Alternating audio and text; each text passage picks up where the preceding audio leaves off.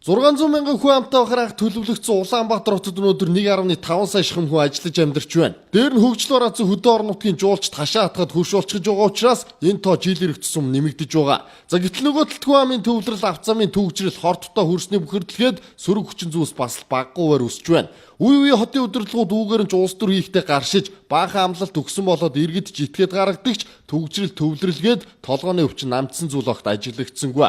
Харин ч нөхцөл байдал улмал дордох тал руугаа шилжиж байгаа бол ирэх жилүүдэд арай өөр байх төлөвлөгөө гарч ирлээ.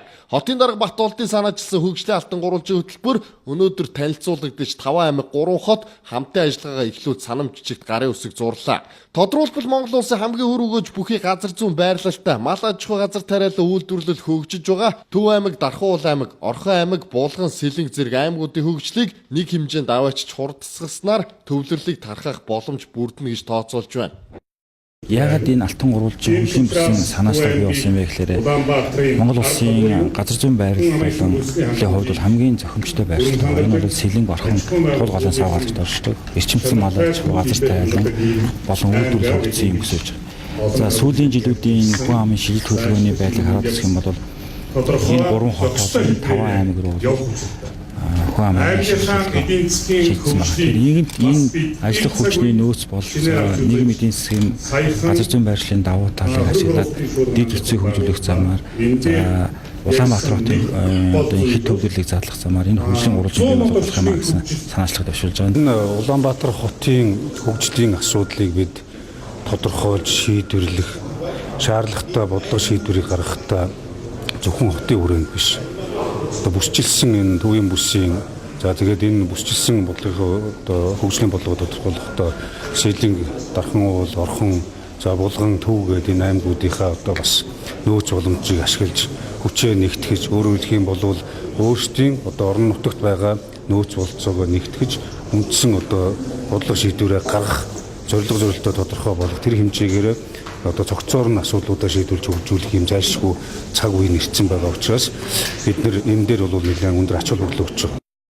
Дархан хот бол мал аж ахуй түүх хийдэг боловсруулах хамгийн боломжит байршил. Эрдэнэт хот нь уул уурхай дагнсан баялаг түүхтэй боловсруулах үйлдвэр байгуулахад тохиромжтой. Төв Булган, Сэлэнг аймагуд эрчимдсэн мал аж ахуй төв цэгээд аймаг болгоны онцлог тохируулж хөгжлийг нь тодорхойлж байна. Хэрвээ энэ хөтөлбөр хэрэгжээд цаашаа явбал ирээдүйд Монгол улсын эдийн засагт үнэтэй хувь нэмэр болсон хөгжлийн том хүчж болно гэж харж байгаа. Аймагуд тус бүрдээ үйлдвэрлэл үйлчлэгээ өргөжүүлж ажлын байр болон амьдрах таатай нөхцөлийг бүрдүүлээд ирэхээр дагаад хүн амын сууршилт нэмэгдэж хотын төвлөрөл саарна. Угаасаа өнгөрсөн жилүүдийн судалгаанаас харахад энэ 5 аймаг руу иргэдийн шилжилт хийгдэж байсан нь ажиглагдсан байна. Ингээд эдийн засгийн чөлөөт бус болж ирэх баригчид дэмжиж өгдөг бол үүн дээр нь аймгийн удирдлагууд нь хамтраад ажиллахад бэлэн гэдгээ дуулгаж байлаа.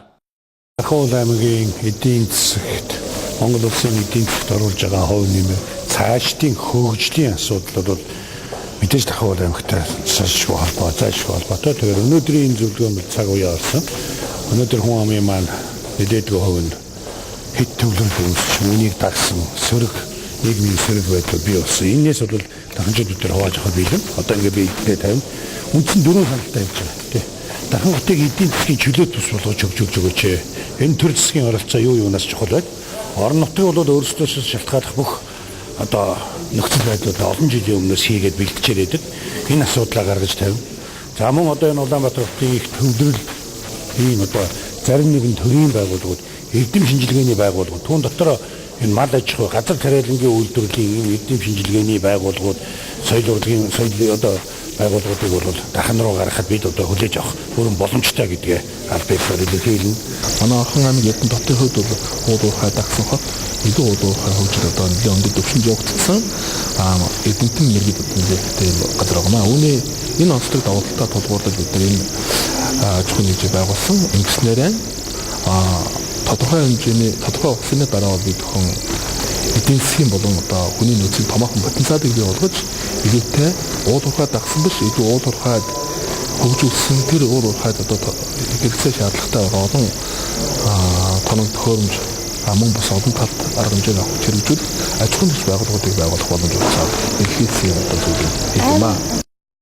За ерөнхийдөө аймагуд хотынхаа ачааллаас хөнгөлөлцөж хөгжилтөнд тохирсон эрдэм шинжилгээний байгууллагуудыг энэ хотоос нүүлгээд өгчихвөл хүлээгээд авахтаа таатай байна гэдгийг хэлсэн. Харин хөтөлбөр боловсруулагчдын зүгээс хөгжлийн алтан гурвалжийг хэрэгжиж эхлэхэд хамгийн түрүүнд гурвалжин дагсан дид бүтэц хурдны зам зэрэг хийгдэнэ гэж тайлбарласан.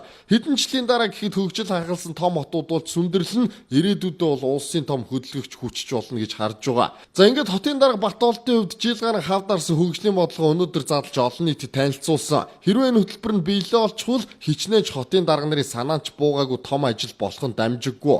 Өнгөрсөн хугацаанд гэр орооллынхын зэрэгс шүүмжлэх хүрсэн Бат-Олдын хувьд ч тэр баггүй карьераа өсгөх боломж нь эндээс харагдаж байгаа. Мэдэг амар уйсгалаа.